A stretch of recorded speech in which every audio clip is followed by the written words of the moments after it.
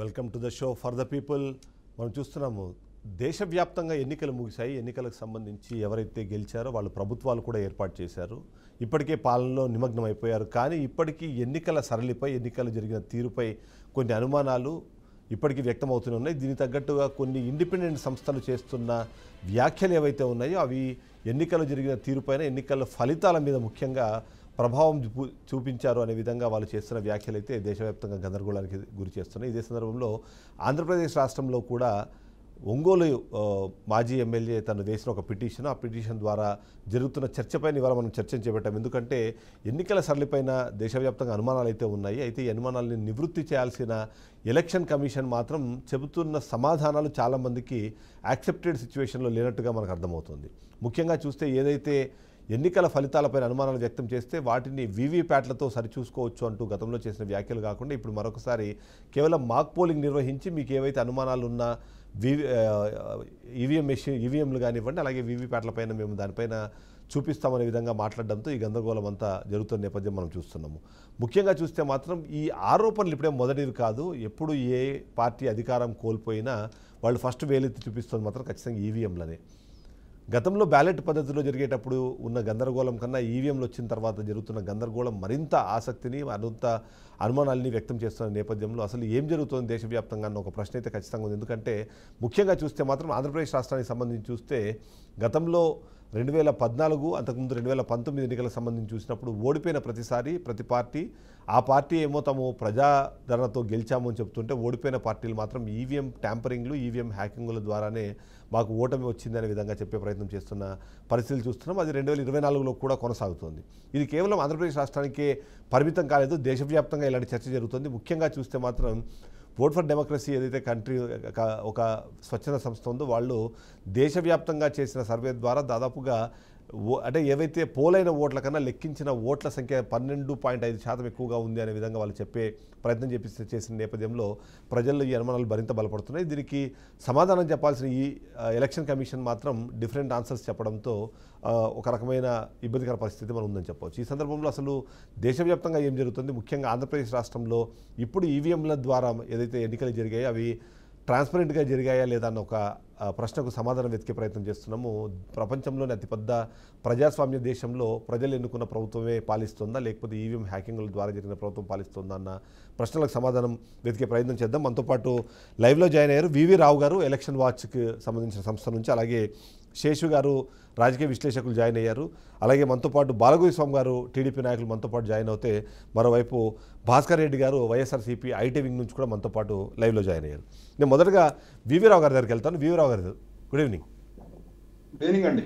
Yes, దేశవ్యాప్తంగా ఎన్నికలు జరిగే క్రమంలో అంటే ఎలక్షన్ వాచ్ కానివ్వండి, చాలా స్వచ్ఛంద సంస్థలు ఈ ఎలక్షన్ జరుగుతున్న తీరుని, ఆ సరళిని ఒకవైపు మీరు మాట్లాడుతున్నారు, అలాగే ఎలక్షన్లో పార్టిసిపేట్ చేసే పొలిటికల్ పార్టీలకు సంబంధించిన ఒక ట్రాన్స్పరెన్సీ కూడా కోరుతూ వచ్చారు. ఫైనల్గా అయితే ఇప్పుడు ఎలక్షన్స్ అయిపోయినాయి, రిజల్ట్స్ వచ్చినాయి. ఇవాళ చాలా మందిలో ఈ ప్రశ్న ఉత్పన్నమవుతుంది ఏంటంటే ఈవీఎంల హ్యాకింగ్ కానివ్వండి, ట్యాంపరింగ్ లేదా రీప్లేస్మెంట్ జరిగింది, తద్వారానే ప్రభుత్వాలు ఏర్పడ్డాయి అని చెప్తున్న నేపథ్యంలో దానిపైన మీ విశ్లేషణ. థ్యాంక్ యూ అండి. ప్యానెల్లో ఉన్న పెద్దలందరికీ, మరి ఆర్కే ఛానల్ వ్యూయర్స్ అందరు కూడా రాఖీ దిన శుభాకాంక్షలు.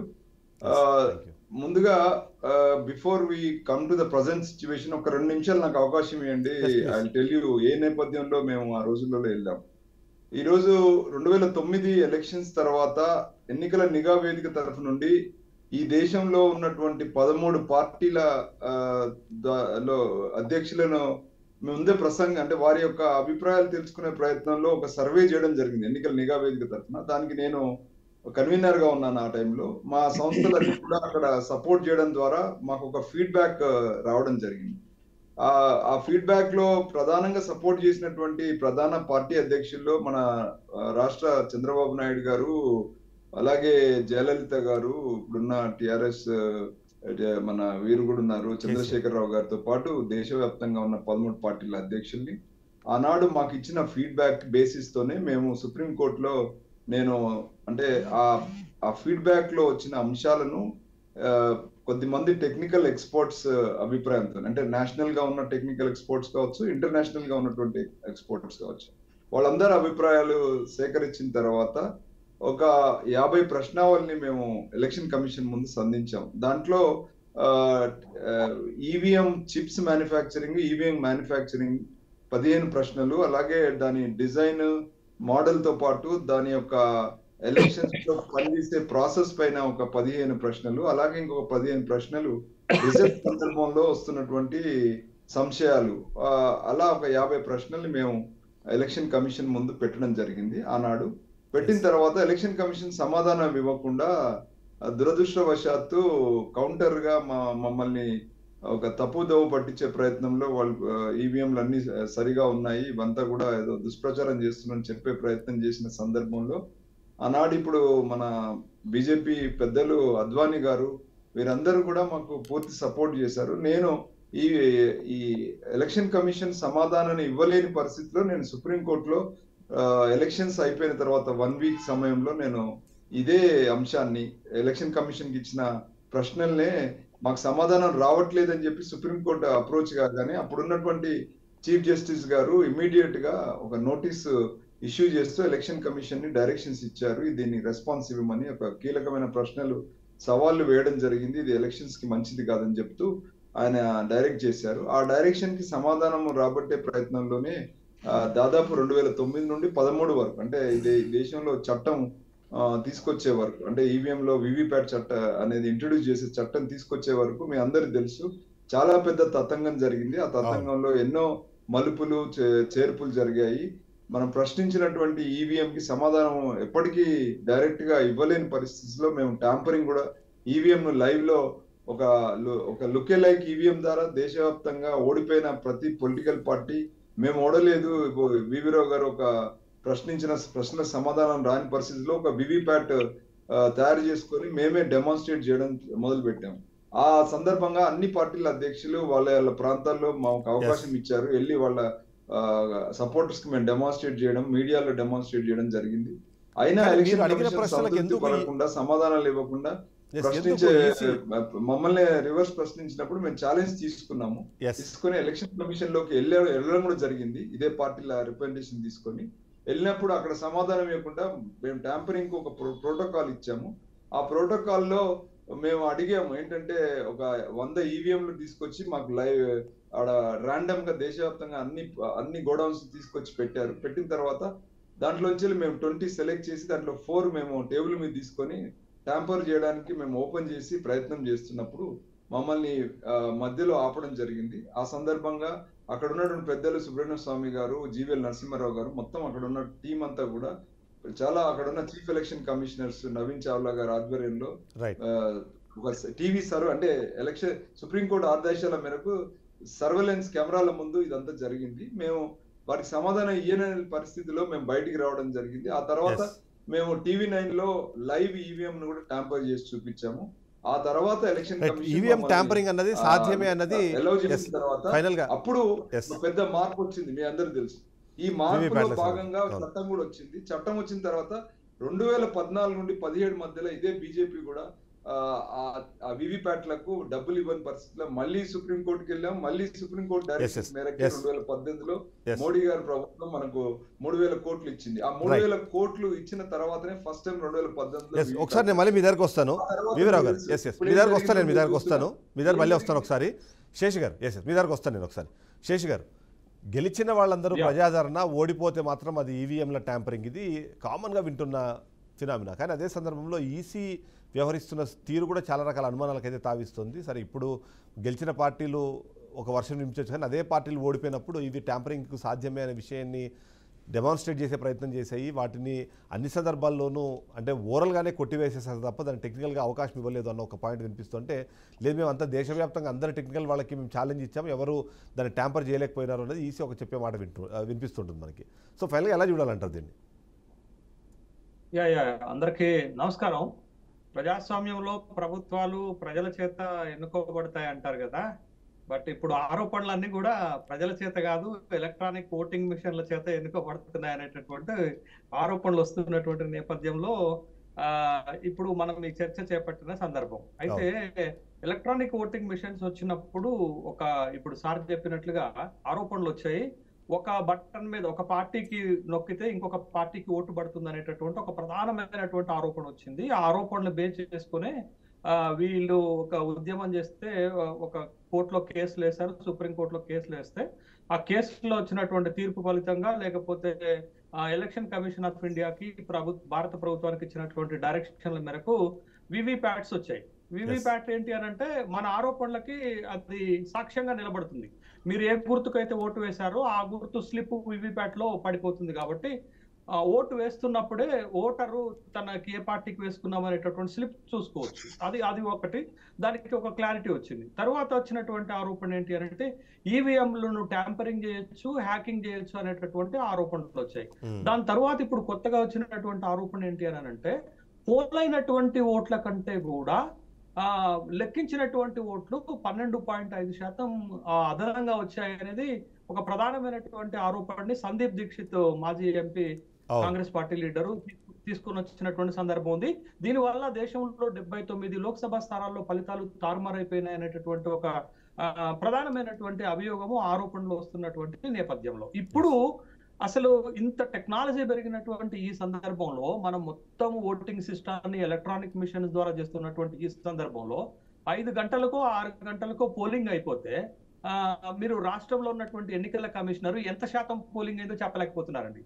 తెల్లారి చెప్తే అదే ఎలక్షన్ కమిషన్ రకరకాలైనటువంటి ఓటింగ్ శాతాన్ని ఇస్తుంది. మొన్న మన ఆంధ్రప్రదేశ్ లో కూడా చూసాం, ఒకసారి 81% అని, ఒకసారి 83% అని, ఒకసారి 79% అని చాలా గందరగోళం ఓటింగ్ పర్సెంటేజ్ చెప్పడంలో వాళ్ళు తికమక పడుతున్నారు. కాబట్టి ఈ పోలైన ఓట్ల కంటే కూడా లెక్కించినటువంటి ఓట్లు 12.5% ఉన్నాయనే దానికి ఆ అనుమానానికి వాళ్ళు చేస్తున్నటువంటి ఆరోపణలకు దీనికి బలం చేకూరుస్తుంది అనేటటువంటి విషయాన్ని ఇక్కడ మనం గమనించాల్సింది. ఇక ప్రధానంగా ఏంటి అని అంటే రాజకీయ పార్టీలు ఎట్ట తయారైనాయి అంటే గెలిస్తేనేమో ప్రజలతో గెలిచినట్టు, ఓడిపోతేనేమో ఈవీఎంలు ట్యాంపరింగ్ చేసే అనేటటువంటి ఆరోపణలు అన్ని పార్టీలు చేస్తున్నాయి. ఒకసారి గెలిచిన పార్టీ, ఒకసారి ఓడిపోయినటువంటి పార్టీ అదే రకమైనటువంటి వైఖరితోటి ఆరోపణలు చేస్తున్నటువంటి సందర్భాన్ని మనం చూసాం. కాకపోతే దీంట్లో ఏంటి నిజాలు అనేది నిగ్గుదేల్చాల్సినటువంటి బాధ్యత ఎవరిది? వ్యవస్థలదే కదా. ఆ వ్యవస్థ ఏంటది? ఎలక్షన్ కమిషన్ ఆఫ్ ఇండియాదే కదా. ఒక ఆరోపణ వచ్చినప్పుడు ఆ ఆరోపణ వాస్తవం కాదు, ఇవి వాస్తవాలు అని చెప్పాల్సినటువంటి బాధ్యత వ్యవస్థ ఉంటుంది. ఇప్పుడు ఆంధ్రప్రదేశ్ లో జరుగుతున్నటువంటి ఒక ప్రాక్టీస్, ఒక ప్రయోగం అనుకోండి, ప్రాక్టీస్ అనుకోండి ఏంటి అని అంటే ఒంగోలు శాసనసభకు పోటీ చేసినటువంటి అభ్యర్థి Congress party, YSR Congress party నుంచి పోటీ చేసి ఓడిపోయినటువంటి Balineni Srinivasa Reddy election commission of ఇండియాకి ఒక పేమెంట్ చేశాడు. ఉన్నటువంటి సుప్రీంకోర్టు ఇచ్చినటువంటి తీర్పు ఏంటంటే 1, 2, 3 స్థానాల్లో ఉన్నటువంటి అభ్యర్థులు అంటే ఓడిపోయినటువంటి అభ్యర్థులు వాళ్ళకి ఈవీఎంల పైన అనుమానం గనక ఉంటే వాళ్ళ అనుమానాన్ని నివృత్తి చేయాల్సినటువంటి బాధ్యత ఎలక్షన్ కమిషన్ ఆఫ్ ఇండియాకు ఉంటుంది. అది రీవెరిఫికేషన్ అండ్ రీకౌంటింగ్ ద్వారా చేయొచ్చు అనేటటువంటి సుప్రీంకోర్టు ఉన్నటువంటి తీర్పు. ఆ తీర్పు ప్రకారమే Balineni Srinivasa Reddy election commission of ఇండియాకు ఒక అప్లికేషన్ పెట్టుకున్నారు. అప్లికేషన్ పెట్టుకున్నటువంటి సందర్భంలో సరే మేము చేస్తాము అనేటటువంటి హామీని వాళ్ళు ఇచ్చారు. అక్కడ మార్జిన్ ఆఫ్ డిఫరెన్స్ ఒక 30,000 తేడా ఉంది. గెలిచినటువంటి దామచర్ల ఆంజనేయులకి ఓడిపోయినటువంటి బాలినేని శ్రీనివాసరెడ్డికి ఒక 30,000 ఓట్ల మార్జిన్ తేడా ఉన్నటువంటి సందర్భం ఉంది. బట్ ఇంత తేడా రాదు అనేది ఓడిపోయినటువంటి అభ్యర్థి యొక్క ఒక సందేహం. అయితే ఇప్పుడు ఈ ప్రొసీజర్ అంతా అయిన తర్వాత మనకు అనుమానం ఎక్కడ వస్తుంది? ఎలక్షన్ కమిషన్ ఆఫ్ ఇండియా స్వయంగా బాలినేని శ్రీనివాసరెడ్డికి ఫోన్ చేసి మీరు కంప్లైంట్ వల్ల పెద్దగా ఏం ఒరిగేది ఉండదండి, మీ డబ్బులు మేము మీకు తిరిగిస్తాము, మీరు కంప్లైంట్ ని వాపస్ తీసుకోండి అని చెప్పారు. అంటే ఒక వ్యవస్థ ఆ వ్యవస్థపై నమ్మకం కలిగించాల్సినటువంటి వ్యవస్థే అనుమానాలకు తావిస్తుంది. ఇది ఒక అంశం. రెండోది ఏంటి అని అంటే ఇవాళ ఒంగోలు నియోజకవర్గంలో ఎలక్షన్ కమిషన్ ఆఫ్ ఇండియా ఏం చేస్తుంది? అడిగింది ఏంటది, చేస్తున్నది ఏంటది? బాలినేని శ్రీనివాసరెడ్డి అడిగింది ఏంటి అంటే రీవెరిఫికేషన్ అండ్ రీకౌంటింగ్ అడిగితే వాళ్ళు చేస్తున్నటువంటి ప్రాక్టీస్ ఏంటి అంటే మాక్ పోలింగ్. మాక్ పోలింగ్ అంటే ఈవీఎం సరిగా పనిచేస్తుందా లేదా అనేటటువంటిది చెప్తే తప్ప ఓడిపోయినటువంటి అభ్యర్థి సందేహాలను తీర్చదు. వెంటనే మీకు ఆంధ్రప్రదేశ్ హైకోర్టుకు వెళ్ళి రిట్ పిటిషన్ వేయడం జరిగింది. ఆ రిట్ పిటిషన్ లో ఇప్పుడు ఆ మాక్ పోలింగ్ ని ఆపమని చెప్పారు. బహుశా రేపో ఎల్లుండో తీర్పు వచ్చేటటువంటి అవకాశం. ఒక వ్యవస్థ తన పైన ఆరోపణ వస్తే ఆ ఆరోపణలో ఉన్నటువంటి నిజానిజాలను నిగ్గు తేల్చాల్సినటువంటి బాధ్యత ఉంది. బట్ ఈ కేసులో కూడా మీకు సందీప్ దీక్షిత్ చేస్తున్నది ఏంటంటే ఒక్క ఆంధ్రప్రదేశ్ లోనే 49 లక్షల ఓట్ల డిఫరెన్స్ వచ్చింది అనేది. దీంట్లో మనం గమనించాల్సిన ఒక విచిత్రమైనటువంటి అంశం ఏంటంటే తెలంగాణలో 39% ఓట్లు వచ్చినటువంటి పార్టీ అధికారంలోకి వచ్చింది. ఆంధ్రప్రదేశ్ లో 40% ఓట్లు వచ్చినటువంటి 11 సీట్లకి పరిమితమైంది. ఓటమే కాదు, దారుణమైనటువంటి ఓటమి వచ్చింది.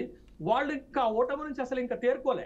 ఈ ఓటమి ఎట్లా సాధ్యమైంది అని తేరుకోలేదు. ఒకసారి జగన్మోహన్ రెడ్డి అయితే స్ట్రైట్ అవే ఈవీఎంల పైన ఆరోపణ చేయటం లేదు, కానీ సందీప్ దీక్షిత్ అయితే ఖచ్చితంగా చేస్తున్నారు. ఆంధ్రప్రదేశ్ లో ఇదంతా జరిగింది, కొంత ఈవీఎం లో ట్యాంపరింగ్ జరిగింది అనేటటువంటి అనుమానాన్ని వ్యక్తం చేస్తున్నారు. దాన్ని నివృత్తి చేయాల్సినటువంటి బాధ్యత ఖచ్చితంగా ఎలక్షన్ కమిషన్ ఆఫ్ ఇండియా పైన ఉంది. భాస్కర్ రెడ్డి గారు, మొత్తానికి అంటే ఎలక్షన్లు ముగిసిపోయినాయి ఇప్పుడు. అంటే వాళ్ళు ఓటమికి కారణాలన్నది ఇప్పుడు అధికారంలోకి వచ్చిన పార్టీ చెప్పే ప్రయత్నం చేస్తుంది. మీరు కూడా ఆల్రెడీ ఏదో కొంత పోస్ట్ మార్టం చేసుకుంటే ప్రజల నుంచి వ్యతిరేకత ఉంది, దానివల్ల ఓడిపోయినాం అన్నది చాలామంది మీ పార్టీ నుంచి ఓడిపోయిన నాయకులు ఇప్పుడు బయటకు వస్తున్న నాయకులందరూ బాహాటంగానే మాట్లాడతారు. కానీ మీరు ఇంకా ఈవీఎంల మీద మాత్రమే మీరు ఇంకా ఆరోపణలు చేస్తున్నారు. ఏంటి మీకు ఎక్కడ అనుమానం వచ్చింది? ఎందుకు ఈవీఎంల ట్యాంపరింగ్ సాధ్యమని అంటున్నారు మీరు? మీకున్న టెక్నికల్ రీజన్స్ ఏమైనా ఉన్నాయా, లేకపోతే జనరిక్గా చెప్పేస్తున్నారా? సార్, ఇప్పుడు ఏ వ్యవస్థ పైన నమ్మకం కుదరాలి అంటే మనం ఏదైతే ఒక వ్యవస్థ పైన నమ్మకం ప్రజలకు కానీ లేదా రాజకీయ పార్టీలకు కానీ కలగాలి అంటే మేము ఏవైతే రైజ్ చేస్తాం అబ్జెక్షన్స్, వాటికి సరైన రీతిలో జవాబు దొరికినప్పుడు, ఆ అకౌంటబిలిటీ ఉన్నప్పుడు మేము కూడా దాన్ని నమ్ముతాం. ఇప్పుడు చూడండి, ఇప్పుడు మన ఈవీఎంస్ ఏవైతే ఉన్నాయో అవి ఒక స్టాండర్డ్ లో మ్యానుఫ్యాక్చర్ అయి ఉంటాయి. ప్రతి ఒక్క మెషిన్ కి మన వరల్డ్ లో ఒక స్టాండర్డ్ ఉంటుంది. ఇప్పుడు మనం Indian standard ISI Indian standard follow అవుతాం. అలా ప్రతి ఒక్క డివైస్ కి in the world there must be some standard. ఇప్పుడు ఇలన్ మాస్క్ ఒక ట్వీట్ చేశాడు, ఏమనంటే ఈ వరల్డ్ లో హ్యాక్ చేయలేని డివైస్ అంటూ ఏది ఉండదు అని.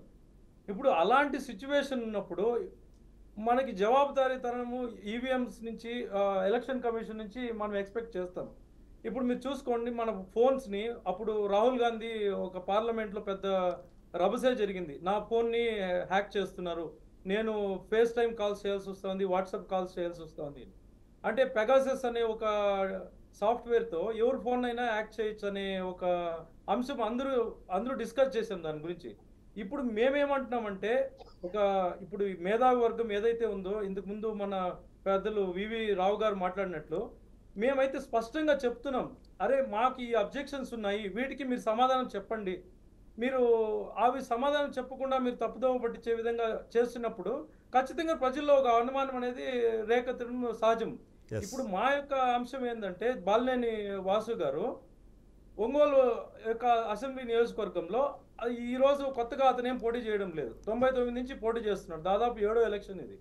అతనికి ఏ బూత్ లో ఎలాంటి ఓటింగ్ సరళి ఉంటుందనేది, మేము ఓడినా కానీ గెలిచినా కానీ మా యొక్క ఓటింగ్ పర్సంటేజ్ అనేది ఇంత ఉంటుందని ఒక అంచనా ఉంటుంది.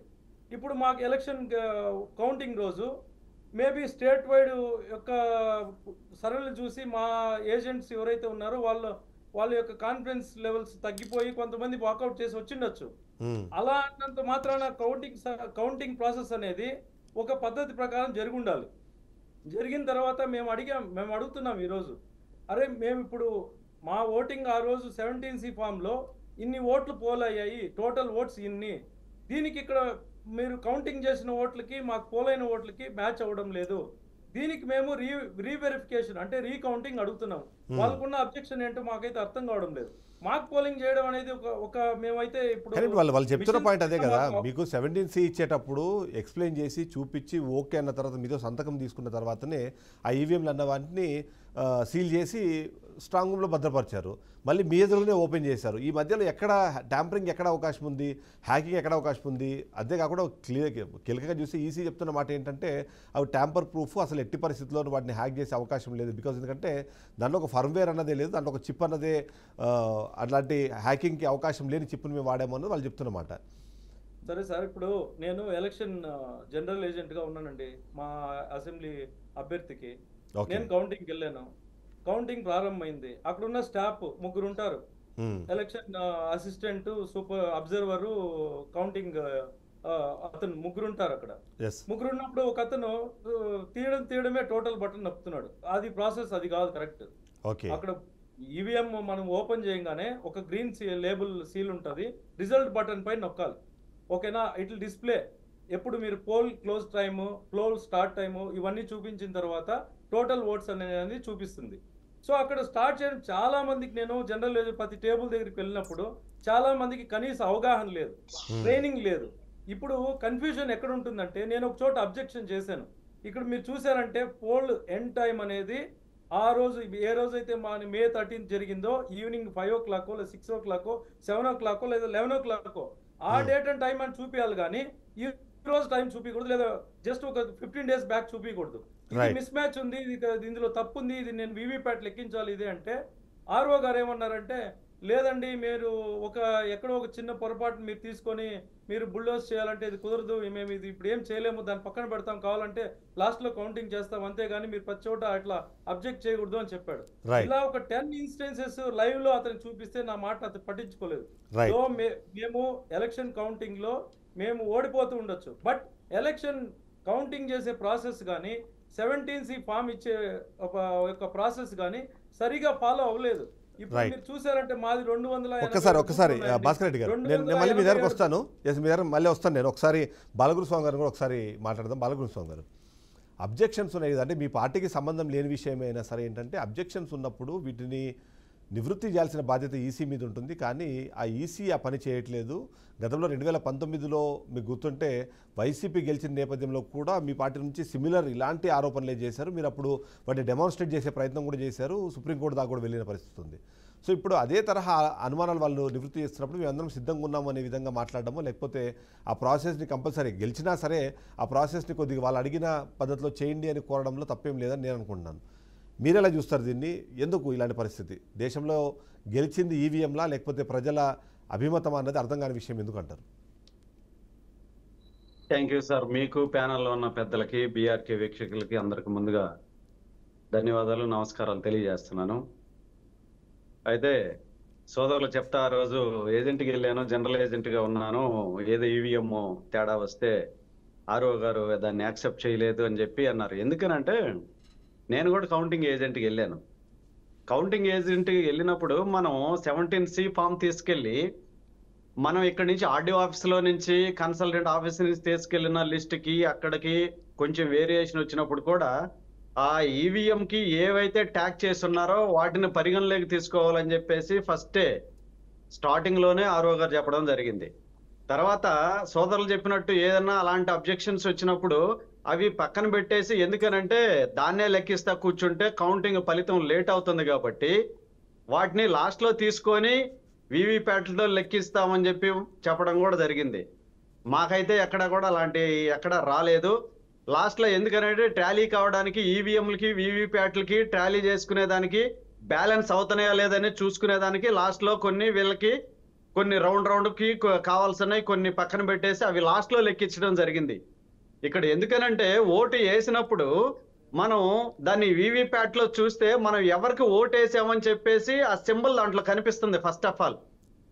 రెండోది, మనకి అక్కడ ఇచ్చిన 17C ఫామ్ కి వచ్చిన ఓట్లకి తేడా వచ్చినప్పుడు వీవీప్యాట్లు లెక్కేస్తే అది బ్యాలెన్స్ అవుతుందా లేదనేది 100% కనిపిస్తుంది.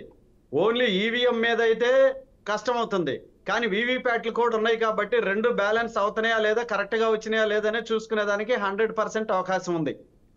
అయితే వీళ్ళు మాక్ పోలింగ్ అనేది ఫస్ట్ ఎందుకు చెప్పుంటారని నేను చెప్పేది ఏంటంటే, ఎలక్షన్ స్టార్ట్ అయ్యేటప్పుడు కూడా ఎర్లీ మార్నింగ్ ముందుగానే మాక్ పోలింగ్ తో స్టార్ట్ చేస్తున్నారు.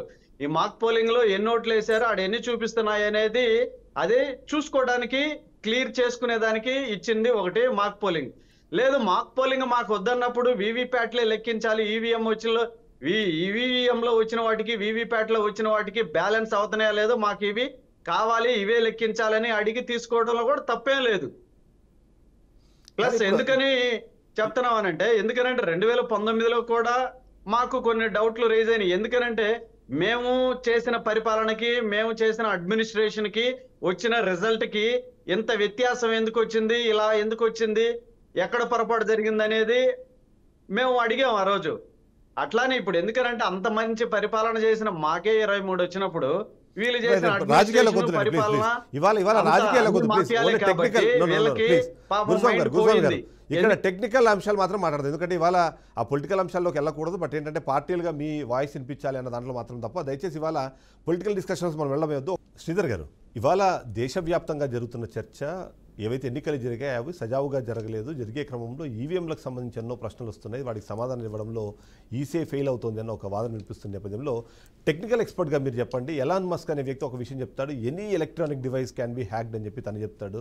శామ్ పిత్రోడా కూడా అలాంటి సిమిలర్ థాట్ ప్రాసెస్ చెప్తారు. కానీ మన ఈసీ కానివ్వండి, దీన్ని తయారు చేసిన బెల్ కంపెనీ, మిగిలినవన్నీ కూడా మాత్రము ఇక్కడ ఈవీఎంలను హ్యాక్ చేసే అవకాశం లేదు అనే మాట మాట్లాడే ప్రయత్నం అయితే చేస్తున్నారు.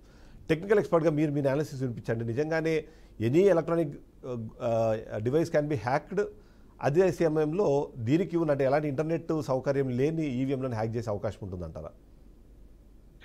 తప్పకుండా సార్. ఇక్కడ నేను విశ్లేషణ ఇవ్వబోయే ముందు రావు గారు, నేను చాలా ఏళ్ల నుంచి ఈ టాపిక్ మీద మాట్లాడుతూ ఉన్నాము. సో రావు గారు ఇక్కడ మీ ప్యానల్లో ఉండటం అనేది వాటి మీద ఇన్డెప్త్ అండర్స్టాండింగ్ ఉన్న వ్యక్తి ప్యానల్లో ఉండటం చాలా గొప్ప విషయం. ముఖ్యంగా సో ఎలాన్ మస్క్ ట్వీట్ ని సందర్భానుసారంగా ఆ మూమెంట్ కి మనకు ఉపయోగపడేలాగా వాడుకున్నారు యాక్చువల్లీ చెప్పాలంటే. ఎందుకంటే ఈవీఎంస్ 2 టైప్స్ ఉంటాయి యాక్చువల్లీ చెప్పాలంటే. హైలీ సోఫిస్టికేటెడ్, ఎక్కువ ఫీచర్స్ కలిగి ఉండేసి, ఇంటర్నెట్ కనెక్టివిటీ కలిగి ఉండేసి, అంతర్జాతీయంగా వచ్చేటప్పటికి కొన్ని దేశాల్లో టోటల్ కౌంటింగ్ కానీ ఇదంతా కూడా సెంట్రలైజ్డ్గా ఎలక్షన్ జరిగిన తర్వాత కౌంటింగ్ అంతా కూడా సపరేట్గా మాన్యువల్గా చేయాల్సిన పని లేకుండా ఈవీఎంస్ నుంచి డేటా మొత్తాన్ని రిమోట్గా కూడా యాక్సెస్ చేయగలిగే ఈవీఎంస్ ఏవైతే ఉంటాయో అలాంటి వాటిని హ్యాక్ చేయడానికి స్కోప్ ఉంటుంది. ఎలాన్ మస్క్ ఉద్దేశం అది. అంటే ప్రపంచ వ్యాప్తంగా హైలీ సోఫిస్టికేటెడ్ ఈవీఎంస్ ఎక్కడైనా వాడుకలో ఉంటే వాటి ద్వారా ఎలక్షన్స్ ఫలితాలను మార్చేయొచ్చు అన్నది ఎలాన్ మస్క్ ఉద్దేశం. అంతే తప్పించేసి ఎలాన్ మస్కే ఇండియాలో వచ్చి స్పెసిఫిక్ గా ఇక్కడ ఉండే ఎలక్షన్స్ ని గురించి కామెంట్ చేయడానికి సంబంధించి ఎలాన్ మస్క్ దగ్గరికి ఇండియాలో వాడబట్టిన ఈవీఎంస్ ని తీసుకెళ్ళాం అనుకోండి ఉదాహరణకి, సింపుల్ గా నవ్వు వదిలేస్తాడు. ఎందుకంటే వీటికి ఇంటర్నెట్ కనెక్టివిటీ ఉండదు, ప్లస్ వైర్లెస్ కనెక్టివిటీ ఉండదు, ఎలాంటి బ్లూటూత్ కనెక్టివిటీ కానీ ఇలాంటిది ఏది ఉండదు. సో సింపుల్ గా చెప్పాలంటే కనుక కంప్లీట్ ఐసోలేటెడ్ గా శాండ్ బాక్స్. ఇప్పుడు ఏంటంటే నా బోటి వాళ్ళు మేము ఆర్మీ కానీ ఇలాంటి సర్వీసెస్ ఇచ్చేటప్పుడు అక్కడ ఎయిర్ గ్యాప్డ్ కంప్యూటర్స్ అని కొన్ని ఉంటాయి. ఎయిర్ గ్యాప్డ్ కంప్యూటర్స్ అంటే ఏంటంటే ఆర్మీలో ఉండే రహస్యాలు ఎవరికి చదవకుండా ఉండటం కోసం చెప్పి యూఎస్బీ పోర్ట్ లేకుండా, ఇంటర్నెట్ కనెక్టివిటీ లేకుండాను, అలాగే ల్యాన్ లో నెట్వర్క్ లో ఎలాంటి పోర్ట్ కాకుండా, ఎలాంటి సర్వర్ కనెక్టివిటీ లేకుండా ఎయిర్ గ్యాప్డ్ గా సపరేట్ గా కంప్యూటర్స్ మెయింటైన్ చేస్తూ ఉంటారు. సో అలాగ ఎలాంటి ప్రత్యేకమైన ఏర్పాటు ఉంటుందో ఇక్కడ వచ్చేటప్పటికి కంట్రోల్ యూనిట్ కానీ, బ్యాలెట్ యూనిట్ కానీ, వివిప్యాట్ కానీ ఈ 3 వచ్చి ఎక్స్టర్నల్ కనెక్టివిటీకి స్కోప్ లేకుండా ఏర్పాటు చేయబడిన ఇవి. ఇకపోతే వీటిలో వన్ టైం ప్రోగ్రామబుల్, ఓటీపీ అంటారు. వన్ టైం ప్రోగ్రామబుల్ అంటే ఫర్మ్వేర్ ని మార్చడానికి ఉన్న స్కోప్ ఉందనుకోండి ఈవీఎం తయారు చేసేటప్పుడు. 2013కు ముందు ఉన్న వెర్షన్ లో వచ్చేటప్పటికి కొంత ఏదైనా కానీ ఫ్లెక్సిబిలిటీ ఇది ఉన్నా కూడా 2013 తర్వాత వచ్చిన ఈవీఎంస్ లో అభ్యర్థుల సంఖ్య పెంచడానికి స్కోప్ ఉంది. సెక్యూరిటీ పరంగా ఎన్నో జాగ్రత్తలు తీసుకున్నారు. వీటిలో వచ్చేటప్పటికి ఒక్కసారి ఫర్మ్వేర్ అనేది ఎక్కించిన తర్వాత ఎవరైనా కానీ మళ్ళా చేంజ్ చేయడానికి, రీఫ్లాష్ చేయడానికి ట్రై చేస్తే కనుక ఖచ్చితంగా ఈవీఎం మెషిన్ పనిచేయని విధంగా దాన్ని డిజైన్ చేస్తున్నారు. దీన్ని సామ్సంగ్ ఫోన్స్ ఇలాంటి వాడే వాళ్ళు కొంతమందికి ఐడియా ఉంటుంది. నాక్స్ సెక్యూరిటీ అంటారు, KNOX నాక్స్ సెక్యూరిటీ అని ఒక మెథడ్ ఉంటుంది. దాంట్లో ఏంటి, ఎప్పుడైనా ఎవరైనా కానీ కస్టమర్ అంటే ఫ్లాష్ చేసి కొత్త సాఫ్ట్వేర్ వేయడానికి ట్రై చేస్తే కనుక మీరు సర్వీస్ సెంటర్కి తీసుకెళ్తే కనుక అక్కడ ఆల్రెడీ కౌంట్ 0 నుంచి 1కి వస్తుంది. సో 1 కౌంట్ ఉంటే వాళ్ళు సర్వీస్ చేయమంటారు. సేమ్ అదే పద్ధతిలో ఇక్కడ సర్వీస్ చేయకపోవడం కాదు, ఇక్కడ పూర్తిగా పని చేయకుండా తయారు చేశారు. అంటే వన్ టైం ప్రోగ్రామబుల్ అనేది తయారు చేస్తున్నారు. సో ఎలాంటి కనెక్టివిటీ అనేది ఉండదు. సో మరి వీటిని ఎలాగా ఇచ్చేస్తారు, వీటిని హ్యాక్ చేయటమో లేకపోతే మ్యానిపులేట్ చేయటం అనేది చేస్తారని చెప్పేసి అనేది పూర్తిగా అర్థరహితం టెక్నికల్ గా చూస్తే. ఒకవేళ ప్రపంచవ్యాప్తంగా ఇప్పుడు ఇండియాలోనే కనెక్టివిటీ ఉండి ఎలక్షన్ రిజల్ట్స్ అంతా కూడా క్షణాల్లో అయిపోయేలాగా ఒకదానికి ఒకటి పీర్ కనెక్టివిటీ ఉండే నెట్వర్క్ టైప్ ఆఫ్ ఈవీఎంస్ తయారు చేశారనుకోండి భవిష్యత్తులో ఎప్పుడైనా, వాటిల్లో సెక్యూరిటీ క్లాస్ ఉండొచ్చు. ఎలాన్ మస్క్ చెప్పినట్టు అలాంటి వాటిని హ్యాక్ చేయాలి. ఎలాన్ మస్క్ ట్వీట్ కి మీకు గుర్తుంటే రాజీవ్ చంద్రశేఖర్ అని చెప్పి ఒక కేంద్ర మంత్రి కూడా దానికి రెస్పాండ్ అవ్వడము, దాని తర్వాత ఒక చిన్న డిస్కషన్ ట్రైల్ కూడా అక్కడ జరిగింది. దాని ప్రకారము క్వాంటమ్ కంప్యూటింగ్ ఏదైనా ఉంటే దాని ద్వారా ఏమైనా చేయొచ్చేమో, అది అన్నీ చేయొచ్చు, కానీ ఫైనల్గా ఐ అగ్రీ టు డిసగ్రీ అని చెప్పి ఒక మాట మాట్లాడుతూ ఈ ఎలాన్ మస్క్ డిస్కషన్ని అది దేశానికి అన్వయించేలాగా ప్రయత్నం జరిగింది మాత్రము రాజీవ్ చంద్రశేఖర్ మాట్లాడిన తర్వాతనే. ఆ పాయింట్ ఆఫ్ కాంటాక్ట్లో చూసినప్పుడు ఇక్కడ అంటే ఇంకొన్ని అనుమానాలు అయితే డెఫినెట్లీ ఉన్నాయి. బట్ ఏదైనా సరే ఇప్పుడు మీరు అన్నట్టు ఓటీపీ ఉన్నా సరే ఏదున్నా సరే any electronic device can be hacked అని ఎలాన్ మస్క్ చెప్పిన నేపథ్యము, దాని తర్వాత జరిగిన డిస్కషన్ను, ఇవాళ దాని తర్వాత వచ్చిన అనుమానాలు, వీటన్ని నివృత్తి చేయాలంటే ఓన్లీ ఆప్షన్ ఉన్నది వాటిని ఓపెన్గా అందరికీ పెట్టండి, వాటిని హ్యాక్ చేసే అవకాశాన్ని క్రియేట్ చేయండి అనే విధంగా మాట్లాడడం కూడా మనం విన్నాం. దాని గురించి ఒకసారి విశ్లేషించండి. డెఫినెట్గా ఇప్పుడు యాక్చువల్లీ ఏంటంటే గతంలో కూడా ఈవీఎంస్ ట్యాంపర్ అవుతాయా లేదా అన్న దానికి సంబంధించేసి ఎప్పటి నుంచో ఉన్న అప్పుడు 2014-15 టైంలో అనుకుంటా, ఐ థింక్ అందులో ముందుకు మీరు ఎవరైనా దేశవ్యాప్తంగా వచ్చి ఈవీఎంస్ ట్యాంపర్ చేయడానికి ప్రయత్నిస్తే కనుక మేము ఓపెన్ గా ఉన్నామని చెప్పేసి ఎలక్షన్ కమిషన్ ఓపెన్ ఛాలెంజ్ విసరడం జరిగింది.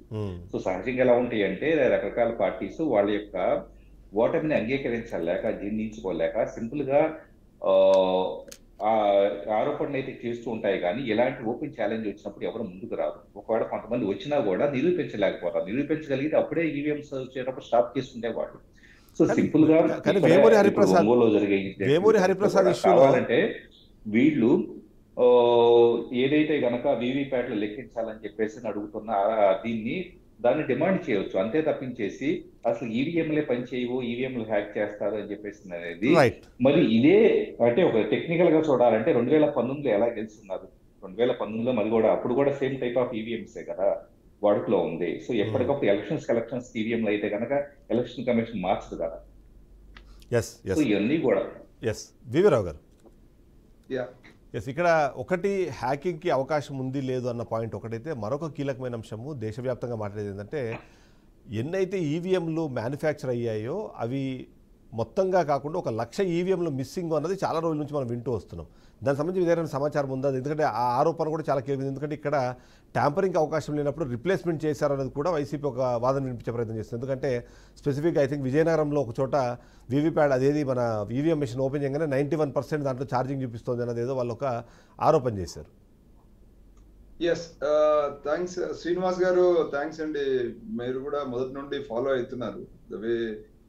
టెక్నికల్ గా మీరు చాలాసార్లు నాతో పాటు లైవ్ లోకి వచ్చారు.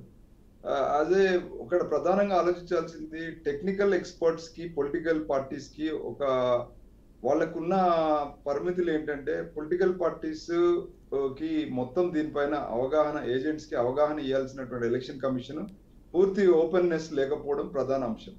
టెక్నికల్ సైడ్ చూస్తే వాళ్ళు చెప్పే వాదన కరెక్ట్ అయినప్పటికీ కూడా, బట్ వాళ్ళకు కూడా ఆ టెక్నికల్ గా ఉన్నటువంటి, ఇప్పుడు శ్రీనివాస్ గారు ఉన్నారు, చిప్స్ గురించి మాట్లాడుతున్నారు, ఎలక్షన్ చిప్ లో ఉన్నటువంటి 1 OTP అని మాట్లాడుతున్నారు. కానీ అది in principle that is correct. But ఆ ఓటీపీ గురించి మేమే అడిగాం చాలా సార్లు ఎలక్షన్ కమిషన్ లో. నేను ఇచ్చినటువంటి ప్రశ్నావళిలో మీరు ఏదైతే చిప్స్ మ్యానుఫ్యాక్చర్ చేస్తున్నారో మన దేశంలో మన ఈసీఎల్ బిఎల్ కంపెనీలో తయారవడం లేదు ఈ చిప్స్.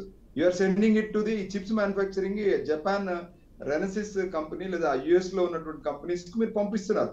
అక్కడ మీరు పంపిన ప్రోగ్రామే రిటర్న్ వచ్చిందని ప్రశ్నిస్తే సమాధానం ఎందుకు ఇవ్వలేదని ఎలక్షన్ కమిషన్ మేము పదే అడిగాం. ఈ రోజు ఎన్ని ప్రశ్నలు వేసినా ఒక్కదానికి డైరెక్ట్ సమాధానం లేని పరిస్థితిలో వాళ్ళు డైరెక్ట్ గా యాక్సెప్ట్ చేశారు. ఏది ఈ నివృత్తి చేసే విషయంలో ఏదో మేము లోపలికి వెళ్ళి ట్యాంపరింగ్ చేస్తుంటే మమ్మల్ని మధ్యలో అడ్డుపడాల్సిన అవసరం కూడా వాళ్ళకి లేకుండింది.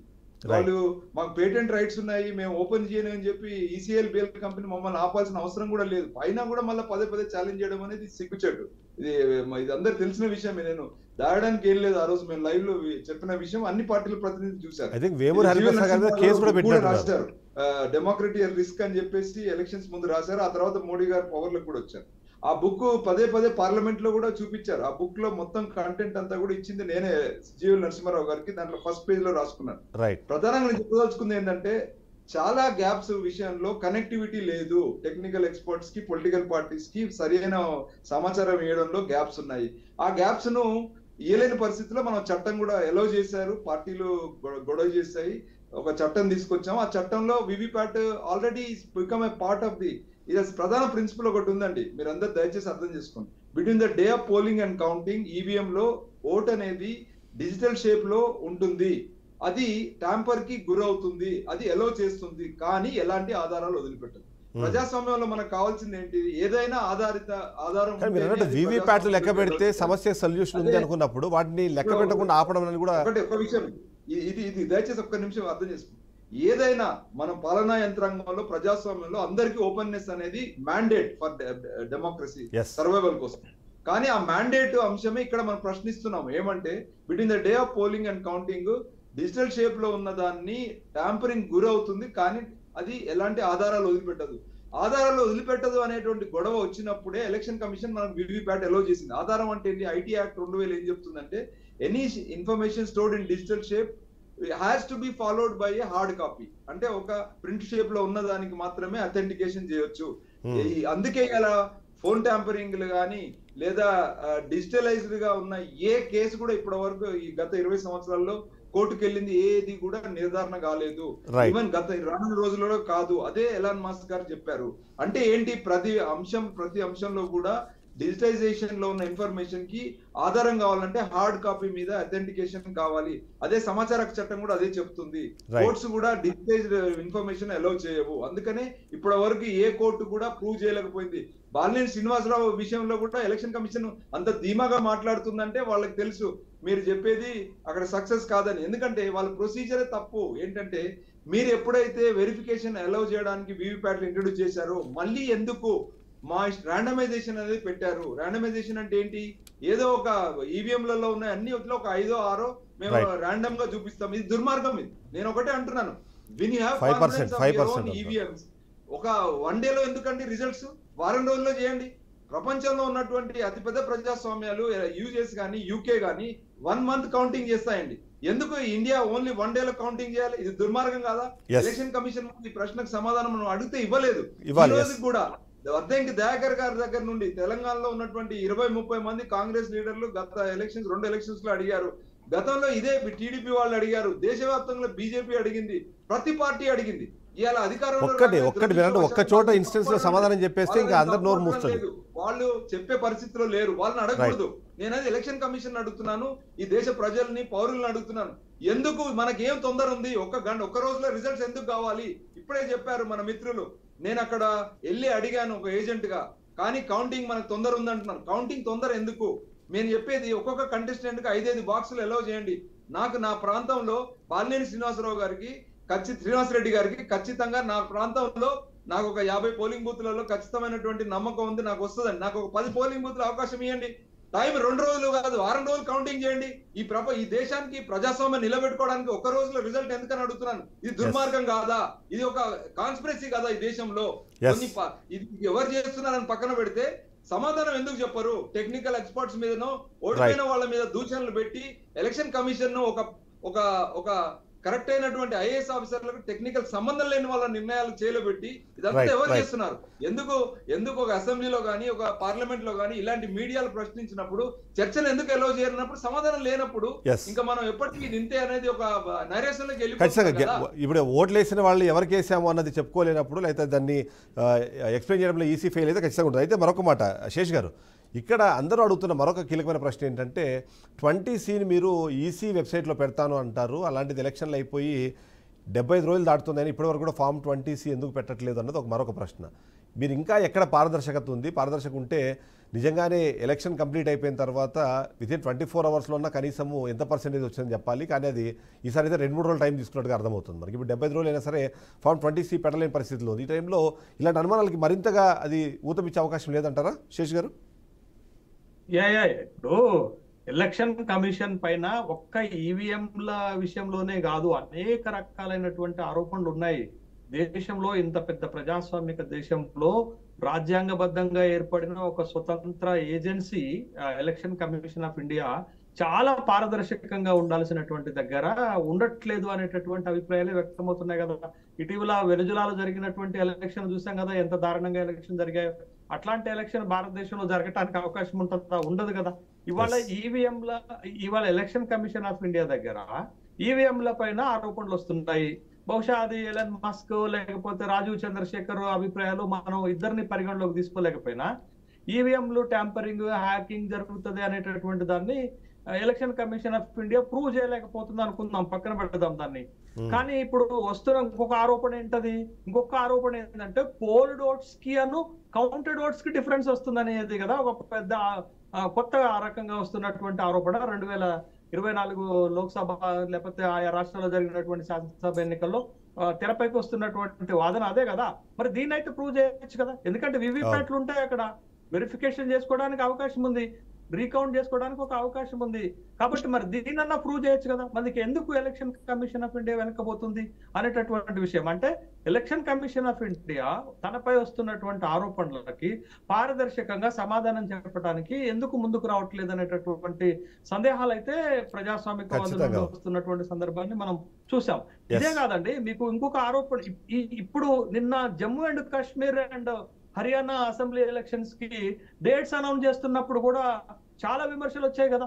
ఎందుకు మహారాష్ట్రని మీరు ఎక్స్క్లూడ్ చేశారు, మహారాష్ట్రని ఎందుకు ఎక్స్క్లూడ్ చేశారని మీడియా అడిగిన ప్రశ్నలకు ఎలక్షన్ కమిషన్ ఆఫ్ ఇండియా చెప్పే సమాధానం చాలా కామిక్ గా ఉంది ఆ సమాధానం. ఎందుకంటే అక్కడ పండుగలు జరుగుతాయంటే మరి మిగతా 2 రాష్ట్రాల్లో జరగవా అనేటటువంటి ఒక ప్రశ్న తలెత్తుతుంది అన్నట్టు. కాబట్టి ఎలక్షన్ కమిషన్ ఆఫ్ ఇండియా పైన వస్తున్న మరొక ఆరోపణ ఏంటంటే అధికారంలో ఉన్నటువంటి పార్టీలకు అనుకూలమైనటువంటి డేట్ల విధానాన్ని అమలు చేస్తుంది, వాళ్ళకి అనుకూలమైనటువంటి సందర్భంలోనే ఆయా రాష్ట్రాల్లో ఎలక్షన్ పెడుతుంది అనేది. ఇది కూడా 2024 లోక్సభ ఆంధ్రప్రదేశ్ ఎలక్షన్స్ ముందు ఇది వచ్చింది.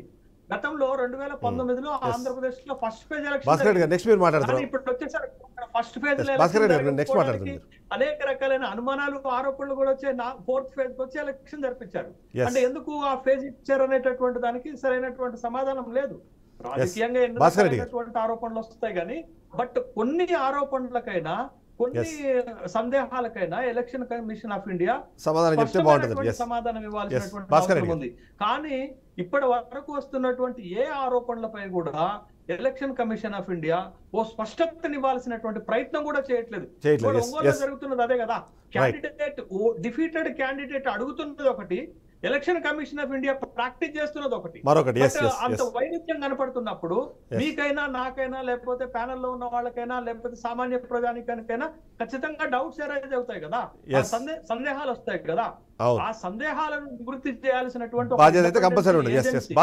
పట్టించుకోవట్లేదు దేనికి అర్థం? భాస్కర్ రెడ్డి గారు సార్, ఇప్పుడు మెయిన్ 2 థింగ్స్ సార్. ఇప్పుడు మన చంద్రబాబు నాయుడు గారే తీసుకుంటే 2004 నుంచి పలు సందర్భాల్లో ఆయన ఓడిన ప్రతిసారి ఎలక్షన్ జరిగి ఓడిపోయిన తర్వాత మీడియా ముందు ఎన్నిసార్లు చెప్పలేదండి, నాకు ఈ ఈవీఎం పైన నమ్మకం లేదు, ఈవీఎం ప్రాక్టీస్ అనేది బ్యాన్ చేయాలి, బ్యాలెట్టే ఎలక్షన్ యొక్క ప్రాసెస్ ఉండాలి, బ్యాలెట్ అని చాలా పలు సందర్భాల్లో చెప్పారు.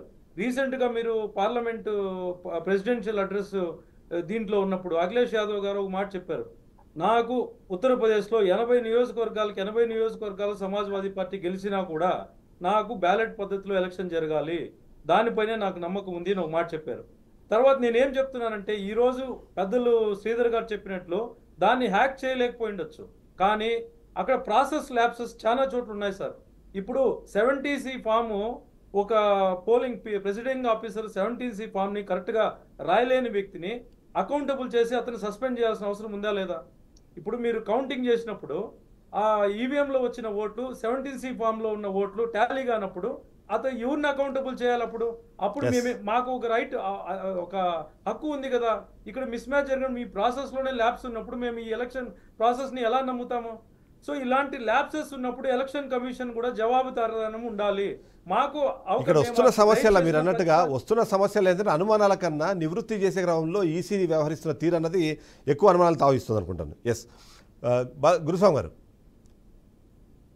చెప్పండి సార్. ఎస్, ఇప్పుడు వస్తున్న ప్రాబ్లం వల్ల ఏంటంటే ఇప్పుడు ఆ వీవీపై ఇప్పుడు స్పెసిఫిక్గా చూస్తే ఇప్పుడు ఇవాళ ఒంగోలుకు సంబంధించి చూసినప్పుడు సుప్రీంకోర్టు చాలా క్లియర్గా నివృత్తి చేయండి అని అడిగింది. కానీ వీళ్ళు ఏమంటారంటే మాక్ పోలింగ్ మరొకసారి నిర్వహిస్తాం, మేము ఈవీఎంలో ఉన్న వాటిని మీరు చెక్ చేసుకోండి. ఇప్పుడు ప్రాబ్లం ఉన్నది ఈవీఎంలో అనుకున్నప్పుడు ఆ ఈవీఎంలో ఉన్న ఓట్లని వీవీప్యాట్లో ఉన్న వాటిని సరిపోల్చి చూపించేస్తే వాళ్ళకు ఒక సమాధానం వచ్చేస్తుంది. దేశవ్యాప్తంగా ఇలాంటి ఆరోపణలకి వన్ స్టాప్ సొల్యూషన్, ఒక ఫుల్ స్టాప్ పడిపోతుంది. కానీ అది జరగకుండా మళ్ళీ ఇప్పుడు ఇంకోసారి మళ్ళీ ఆయన హైకోర్టు పోయే పరిస్థితి వచ్చింది అంటే అక్కడ ఈసీ వ్యవహరిస్తున్న తీరుపైన ఎక్కువ క్వశ్చన్స్ వస్తున్నాయి. ఖచ్చితంగా వీవీప్యాట్లు అనేది లెక్కేసి వాళ్ళకు వచ్చిన అనుమానాన్ని, డౌట్ని దాన్ని నివృత్తి చేసి క్లియర్ చేయాల్సిన బాధ్యత ఈ ఎన్నికల కమిషన్ మీద ఉంది. అది ఖచ్చితంగా చేయాలి. ఎందుకనంటే ఈవీఎం మీద వాళ్ళు ఆరోపణ చేశారు కాబట్టి ఖచ్చితంగా. ఎందుకనంటే అది 3 రోజులు కావచ్చు, 4 రోజులు కావచ్చు, 5 రోజులు పట్టచ్చు, ఎన్ని రోజులైనా పట్టచ్చు. వాళ్ళు ఎన్ని అయితే బూతులు అడిగారో ఆ బూతులకు సంబంధించి వీవీప్యాట్లు లెక్కేస్తే 100% ప్రాబ్లం కి సొల్యూషన్ దొరుకుతుంది. కాదు ఇప్పుడు అది యాక్చువల్లీ 100% ఈసీ చేయాల్సిన చెప్పింది కూడా బాధ్యత ఉంది. ఈసీ చెప్పింది కూడా ఎందుకంటే రెండు ఇప్పుడు మేము కూడా తెలుగుదేశం పార్టీ తరఫున కూడా బ్యాలెట్ పేపర్ తో ఎలక్షన్ కి వెళ్ళడానికి మాకు ఎలాంటి అభ్యంతరాలు లేవు. మేము ఎక్కడా కూడా అభ్యంతరాలు ఏమి చెప్పట్లేదు, బ్యాలెట్ వద్దని చెప్పట్లేదు. మేము మా నాయకుడు అధినాయకుడు ఏదైతే చెప్పున్నాడో బ్యాలెట్ కావాలని దానికి మేము ఖచ్చితంగా కట్టుబడే ఉంటాం, దానికి కట్టుబడే పనిచేస్తాం. రైట్ అదే తప్పిస్తే మాకు ఈవీఎంలే కావాలనేది మేము ఎక్కడా కూడా మాట్లాడట్లేదు. ఆ వీవీప్యాట్లు లెక్కేసి, ఎందుకనంటే వాళ్ళకి ఏదైతే డౌట్ ఉందో ఆ డౌట్ ని రేజ్ చేశారు కాబట్టి దాన్ని క్లియర్ చేయాల్సిన బాధ్యత ఎన్నికల కమిషన్ మీద ఉంది. ఖచ్చితంగా వీవీప్యాట్లు లెక్కేయాలని చెప్పి మేము కూడా చెప్తానే ఉన్నాం. రైట్ శ్రీధర్ గారు, దానికైతే మాకు ఎలాంటి అభ్యంతరం లేదు. రైట్ శ్రీధర్ గారు, ఫైనల్ పాయింట్. ఎందుకంటే దేశవ్యాప్తంగా అంటే 2 రకాల చర్చలు. ఒకటి ఈవీఎంలకు సంబంధించిన హ్యాకింగ్, ట్యాంపరింగ్ అన్నది ఒకటైతే, మరొకటి ఈవీఎం రిప్లేస్మెంట్లు చేసి ఈ రిజల్ట్స్ని మ్యానిపులేట్ చేస్తున్నది ఒక పాయింట్ అయితే, రెండోది ఈసీ సమాధానం చెప్పే క్రమంలో జనరేట్ చేసేస్తున్నారు, వాళ్ళని బుల్డోజ్ చేసే ప్రయత్నం చేస్తున్నారు. ఒకటి ఎలక్షన్లు జరిగే సమయం కానివ్వండి, ఎలక్షన్ రిజల్ట్ సమయంలో కానివ్వండి, ఇప్పుడు ఇలాంటి అనుమానాలు వ్యక్తం చేస్తూ ఎవరైనా కోర్టుకు వెళ్ళినా సరే వాళ్ళని బుల్డోజ్ చేస్తున్నారు అన్నది ఫైనల్ పాయింట్. ఇక్కడ మీ పాయింట్తో మనం క్లోజ్ చేద్దాం ఇష్యూని. ఎందుకంటే ఇది ఒక్క సమాధానం ఒక్కరికి చెప్పినా సరే దేశవ్యాప్తంగా అది అందరికి ఇంప్లే అవుతుంది కాబట్టి అటువైపుగా ఈసీ ఆలోచించాల్సిన అవసరం ఉందంటారా లేదంటారా? అంటే ఖచ్చితంగా అండి. వాస్తవంగా ఏంటంటే ఈసీకి సంబంధించి they have to be responsible. ఇది ఎలాంటి కన్సర్న్స్ ఉన్నా రెస్పాన్సిబుల్ అవ్వాలి. ట్రాన్స్పరెన్సీ, పారదర్శకత కలగాల్సిన అవసరం ఉంది. ఇక్కడ ఇంకొక విషయం చాలా స్పష్టంగా చెప్పదలుచుకున్నాను. గత 10 సంవత్సరాలుగా ఎలక్షన్ జరుగుతున్న సార్లు గమనిస్తే కనుక ఎప్పుడైనా కూడా ఏ పార్టీ అయినా కూడా, ఒకప్పుడు చంద్రబాబు నాయుడు, ఇప్పుడు జగన్, ఇలాగా ఎవరు ఓడిపోయినా కూడా ఈవీఎంలు నిందిస్తూ ఉన్నారు. ఒకటే స్పెసిఫిక్గా సూటిగా అడగాలంటే, మీకు నిజంగా రాజకీయ పక్షాలకు ఈవీఎంలో నచ్చకపోతే ఎలక్షన్స్ జరిగి రిజల్ట్స్ వచ్చిన next 1 month, 2 months, 3 months, 6 months కాకుండా రాబోయే 5 సంవత్సరాల పాటు రాజకీయాలన్నీ పక్కన పెట్టేసి అందరూ కూర్చొని అఖిల పక్షం ఏర్పాటు చేసుకొని మాకు మా రాజకీయ పార్టీలన్నీ ఈవీఎంస్ అవసరం లేదు, బ్యాలెట్ పద్ధతిలో వెళ్దాము అని అందరూ డిసైడ్ అయ్యేసి ఖచ్చితంగా అది అప్లై ఎలా చూసుకోండి. అంతే తప్పించేసి ఒక 6 months దాకా లేదా 1 year దాకా ఈ గొడవ అంతా జరిగిపోయేసి మళ్ళీ ఎవరికాళ్ళు మర్చిపోయి ఇలా కాకుండా ఒక మీనింగ్ఫుల్ సొల్యూషన్ తీసుకురండి. ఎలక్షన్ జరిగిన ప్రతిసారి కూడా ఇలాంటిదే ఉంటే ఎలాగా? ఖచ్చితంగా అది అంటే మీరు అన్నట్టుగా 5 years జరిగితే బాగుంటుంది. ఫస్ట్ స్టార్టింగ్ 5 months కాకుండా అన్నది. పాయింట్ యాడ్ చేస్తాను. లాస్ట్ పాయింట్ మన టైం ఎక్సీడ్ అయిపోతాం. Last point one point I add. Sridhar గారు చెప్పిన దానికి ఏకీభవిస్తున్నాను. ఇప్పుడు ఒక సామెత ఉంది, అందరూ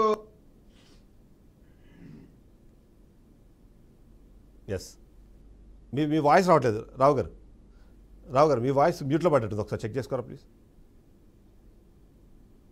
సమస్య అంతా కూడా ఎవరి మీద పాయింట్ అవుట్ అవుతుందంటే రాజకీయ పార్టీలు మీద పాయింట్ అవుట్ అవుతుంది. కాబట్టి శ్రీధర్ గారు ఇప్పుడు అన్నట్టుగా ఖచ్చితంగా మీరు వచ్చే సెషన్ లో కనుక ఈ డిస్కషన్ పెట్టి వాస్తవాలను బయటికి తీసుకొచ్చేసి ఒక ఓటుకు 10,000 రూపాయల వరకు ఖర్చు పెట్టే రాజకీయ పార్టీలకు మీద బాధ్యత ఉంది. వాళ్ళు కనుక తలుసుకుంటే ఎలక్షన్ కమిషన్ 5 నిమిషాల్లో మార్చొచ్చు. సో కోడి ముందా గుడ్డు ముందా అంటే మళ్ళీ అక్కడికే వస్తుంది. కాబట్టి మన రాజకీయ పార్టీ అందరి మీద ఈ బాధ్యత ఉంది. ఖచ్చితంగా దాని వైపు మనం చేయాలనే ప్రయత్నం కూడా చేద్దాం. Thank you very much VV Rao garu, thank you very much Bhaskar Reddy garu, thank you very much Balaguruswamy garu, thank you very much Sridhar garu, అలాగే thank you very much Seshu garu. ఓవరాల్గా చూస్తే మాత్రం అనుమానాలు ఉన్నాయి, నివృత్తి చేయాల్సిన బాధ్యత ఈసీ మీద ఉన్న నేపథ్యంలో అటువైపుగా అడుగులు పడతాయేమో చూద్దాం.